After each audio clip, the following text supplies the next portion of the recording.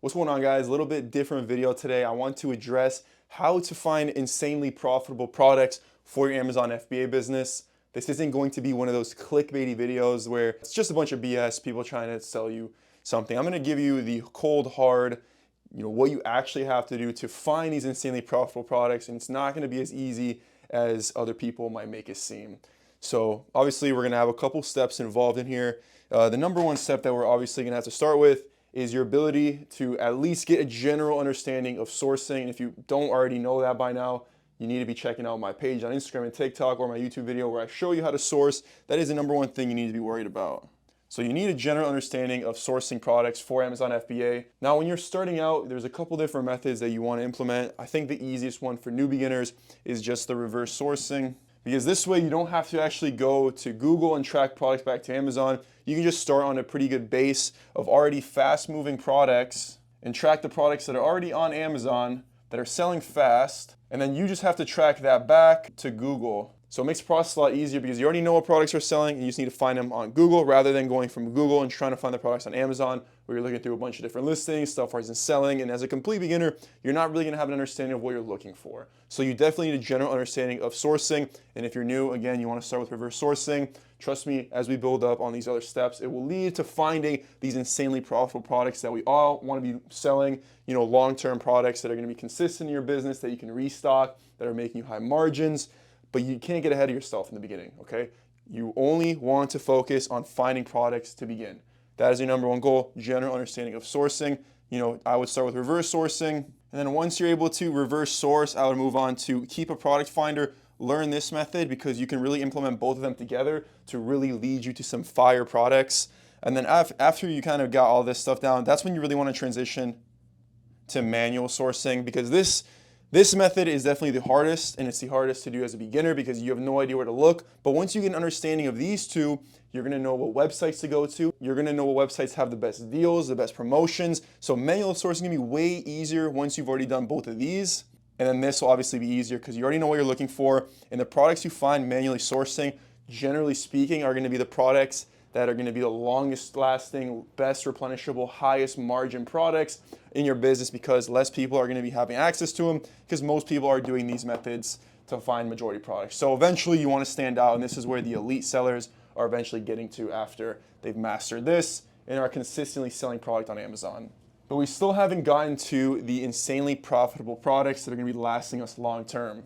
So what kind of websites do we actually want to target? This is actually our second thing. And the types of websites we really want to be focusing on once we've mastered the manual sourcing and we've gone through all the other steps and we're on the manual sourcing part. The websites we want to be targeting are websites that don't have any order limits. So what I mean by this is, if you've been doing OA for a while, you probably found a lot of products on Walgreens, Target. Those websites have order limits. Walgreens lets you order 12 at a time, and that's it. Anything more, they'll start to cancel your orders. So we really want to focus on manually sourcing websites that don't actually have any order limits. So some examples, you have something like Home Depot, other websites that don't care, actually Walmart, right? I know they have order limits per order, but you can place thousands of orders and they're never going to cancel you. So that's another website you want to focus on. And the best type of websites, the best opportunities really lie on those niche websites, right? They're kind of like wholesale suppliers, but they're available to the general public. You don't need an LLC, resale certificate. You don't need all those things to purchase from them.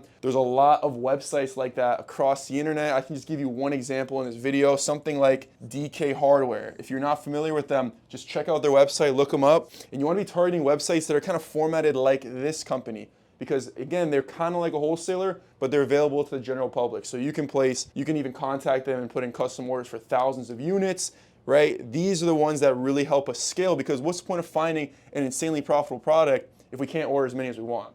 So that's the second thing of getting to the insanely profitable products that you really want to focus on when doing Amazon. Okay, so we're kind of working along the way, right? Now we're kind of at a stage where we're kind of finding products, manually sourcing. We're able to source from websites that are letting us purchase as much as we want. the next thing we really want to learn, and again, all these things you're going to be picking up over time. You're not going to learn these right off the bat, but as you become experienced, this is the things you really want to focus on. And the third thing is learning the coupon cycles for websites you're sourcing. Okay, I can give you an example of one website that I know has really consistent coupon cycles that I know of, but you might not know of yet, but you will once you actually start paying attention to it. Sites like Office Max or Office Depot. This website has coupons specifically every couple months, even every couple weeks, that I know of exactly when they happen, and I know what products I need to go and purchase. So if I know that this printer piece that Office Depot sells or Office Max sells, right, and I can get it for 25% off only during this week of the month, well then I know I need to buy enough to last me the whole entire month, so that way when I have to restock next, I know exactly when the coupon cycle is happening, so I can go and purchase that product for the profitable price that I need it for,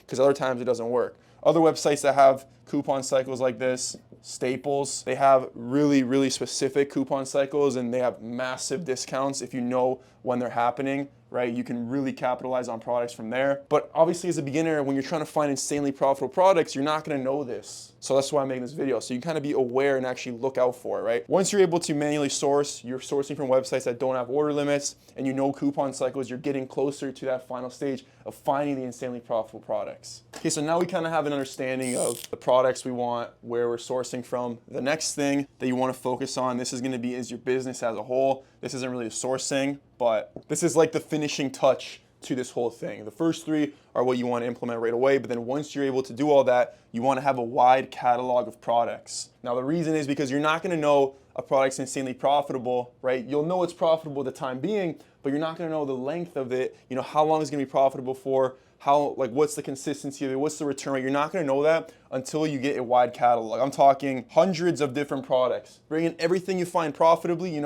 minimum 30% ROI, right? If a product has a 30% ROI and the Keepa looks kind of consistent, test it every single time, because you don't know even if Selleramp says it sells 30 times a month, it could realistically be selling 300 times a month. I've had this happen so many times, and products that didn't look good originally ended up being good, right? But originally I'd place a small order, maybe like 5, 6 just to see, blew through them, and then I can restock with a bunch of products. People see it on Selleramp that it's not selling, so they're gonna pass on it, and we can actually capitalize on that mess. Will actually turn into an insanely profitable product that's selling really consistently. But again, you don't know that until you test things. That's why you want to go as wide as possible. And as you begin to develop your catalog, and maybe after you're 8 to 9 months in, you have so many different products, you can go back in your data sheet, your spreadsheets, and track all the products and see seller board and see the profit breakdowns and bring back the ones that are the best. So my business in the beginning, my net margin when I started, right, for almost the entire first year was right around 10%.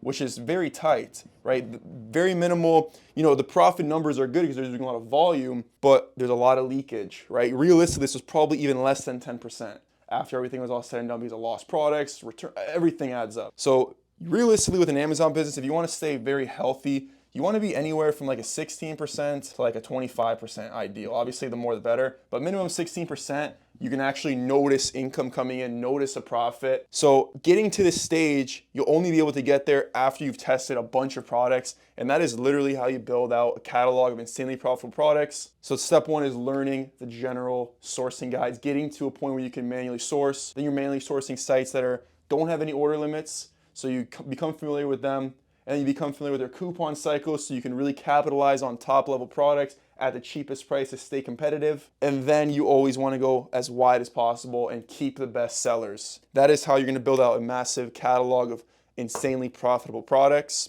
Right? So the last step after you've actually done all the previous ones is to scale and restock. This is when you've built confidence because you know what products sell, you know how fast they're selling, how many to sell each month, how much to restock. And this is when you can really start to dominate your competition, take over listings, right? Because Amazon loves sellers that are on listings for longer, have more stock, right? You're gonna get more share of that buy box, and over time, over the months, over the years, you're gonna destroy, dominate those listings. And then you can even consider, going directly to the brand. Say you've already been carrying their stuff for a long time, you've been the one that's in stock, you can show them proof, and that's how you really level up and start to scale your Amazon business and turn it into more of just like a little side hustle, turn it into a real business, right? But it all starts with getting to these insanely profitable products, and this doesn't happen overnight. This is a process, And if you follow this list, this blueprint right here, I can promise you that within a year, you will get to a point where that's the case. So if you can really implement these steps and actually stick to this business long term, I can promise you, you will start coming across insanely profitable products. But again, it's not going to be happening overnight. So if that's you, or you're struggling to actually get past the first step of learning how to source products, I still have a Calendly link in my, in the description here. Book a free call with me. I'll be more than happy to answer any questions you might have had about sourcing. And if you'd like additional guidance on top of that, more than welcome to hop into our one-on-one coaching, where I help a bunch of other people start and scale their Amazon business with sourcing. But again, it's not required. If you just want some questions answered, then book that call and I will answer free game anything that you need help with right now to get started or scale your Amazon business. That's linked below. Any additional questions, drop them in the comments below and I'll answer them in the next video.